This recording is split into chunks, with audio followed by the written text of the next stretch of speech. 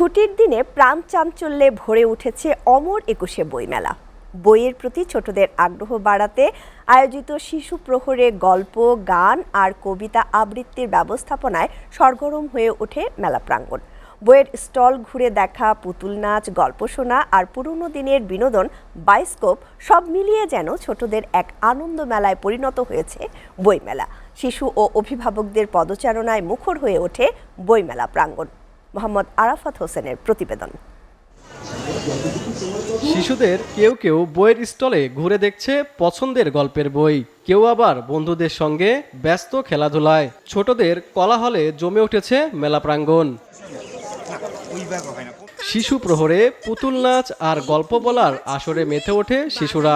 অভিভাবকরা সন্তানদের দেখিয়েছেন পুরনো দিনের বিনোদন, বায়োস্কোপ। রঙিন কাচের ছোট্ট সেই পর্দায় ছবি দেখে আনন্দে মেতে ওঠে ছোট্ট দর্শকরা। তুজোবুড়ি দেখেছি, বাদ মামা দেখেছি আর অনেক কিছু দেখেছি। পড়তে পছন্দ করি, কবিতা, গল্প আর ইংরেজি বেশি ভালো লাগে।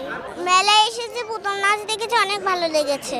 অভিভাবকদের মতে প্রযুক্তির এই সময়ে শিশুদের বইয়ের সঙ্গে পরিচয় করিয়ে দিতে এমন আয়োজন খুবই গুরুত্বপূর্ণ। এতে শিশুদের যেমন বিনোদন হয়, তেমনি বাড়ে বই পড়ার আগ্রহ। এখানে আসার পরে ওরা ইকরি, হালুম এদের সাথে দেখছি, আবার বায়োস্কোপ দেখলো, খুব মজা পেল। আজকে ছুটির দিনে আমরা সময় পেলাম। বাচ্চারা অনেক আনন্দ উপভোগ করতেছে। আলহামদুলিল্লাহ, এরকমই যেন বায়োস্কোপ, তারপরে পুতুল নাচ, এই আয়োজনগুলো যেন আগামীতেও অব্যাহত থাকে। শিশুদের ভিড় থাকলেও বই বিক্রি কিছুটা কম বলে জানিয়েছে বিক্রেতারা। তাদের মতে অনেকেই ঘুরতে এসেছে, তাদের দেখতে হচ্ছে লোকসানের মুখ।